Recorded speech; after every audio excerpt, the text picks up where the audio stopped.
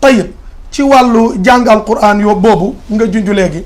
bu fekkee jàngal alquran ku mel ni yaasin ba ñuy wax amu ca xadis bu rot bu wér mën nañ cee toog buy wax ni benn xadis bu wér rek bu fekkee mbokk mi gis na ko ne ma ko indil ni ma xadis bi wér na te day wax ni ku dee nañ ko jàngal yaasin nañ ko jàngal lii nañ ko jàngal lii kon loolu may def noonu ay junj rek la mais lu ñu mën a leeral la incha allah maa ma wax saraxatan rek ni amut lu wér ni yonent bi alayhi salaam wax na ko ni boo demee ci armeel bi jàngal lii ci alquran bu ibnu Omar boobee ñuy wax daif wérut bu ibnu Omar boobee te loolu it ci loo xam ne du maa ko waxal sama bopp lu ñu indi la mu leer nañ. est-ce que hadiisu daif danañ ko jëfandikoo. loolu it beneen wax la am nañu ci d'accord am nañu ci d'accordut ma ne képp ku bëgg ak texe nag mooy ci ay nawaajisam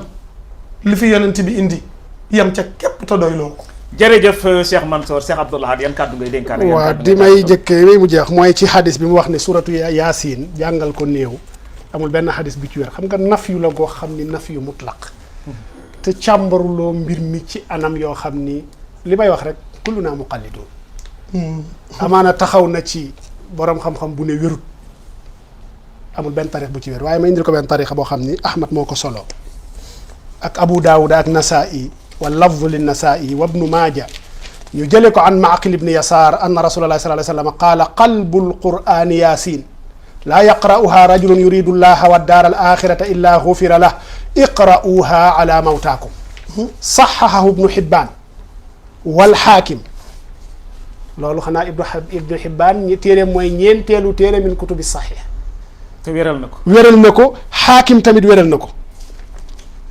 beneen bi mooy Shawkaani tamit dolli na ci ne xadis bi wér na inna laf xadis bi wér na mu teg ci it ni anna lafzal mawta xaqiqatun fi man maat ku dee ba pare la ñuy jàngal ci suuratu Yaasin kon xadis bi wér na wér na ama xam nga toujours suñu problème mooy ni dañuy sukkandiku ci Albani rahimahullah wala sukkandiku ci yeneen borom mais xadis mbir la moo xam ni dafa compliqué da nga gis xadis boo xam ni dafa daifoon bu yàgg bi ittifaaqil ulama am borom xam-xam ci jamono ji yu fexe ba dugalaat ko ci néegu saxiix am xadis yoo xam ni dafa wéroon bi ittifaaqil ulama am borom xam-xam ci jamono ji yu ñëwaat delloo jaarale ko ci palanteer bi indiwaat ko ci néegu bàyyi. ràggal ko kon yooyu il faut ñu ci bàyyi xel. il faut ñu ci bàyyi xel beneen bi mooy problème bi yëpp mooy taarif lan mooy bidaa bu ñu déggoon taarif ba dëgg-dëgg ak xaydu yi ci ñëw rek problème bi dana réglé wu ndax boo xoolee ci misaal boo bëggee dàq bidaa alxasanan jàkka yi ñuy peinture fan la tegu xadis nas moo ci ñëw yonent bi di ko tere peinture jàkka ci boppam yonent bi da koo tere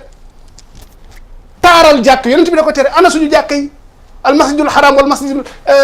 nu mu tuddati an nabawi suñuy jàkka yi ci réew mi jamuy jiiteeg jamay jiiteeg jangay jiite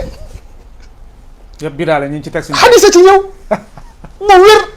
n'est-ce pas xadisa ci ñëw mais gis nañu ni al maslahatu taqtadi dalik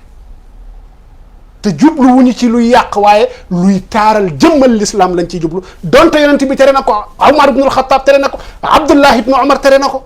ñoom ñëpp tere nañ ko boo xoolee jàngale alquran di ci fayeeku ndax yonent bi da ko daa def mais yooyu yëpp dafay dugg ci ay bidaa la waaye nag istahsanaha al ulama kon ñu delluwaat comme ni ma koy waxee rek ñu xam ni bërëbu xilaaf yi nañuy am xilaaf xilaaf yi nañ ci am façon bu ñu ciy waxee gaaral wax yi ndax xilaaf bu dalee ci saxaaba yi ku ne da ci war a def attention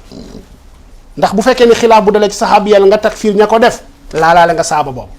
wala nga tabdi ña ko def laalaale nga saxaabi boobu wala nga tafsiix ña ko def laalaale nga saxaabi kon al amaana al ilmiya mooy nga gaaral wax yi ba pare laka an taxtaara ma shi'ta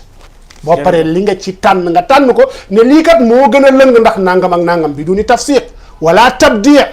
wala ixraajin min al islam kon foofu la ñuy tëjee jërëjëf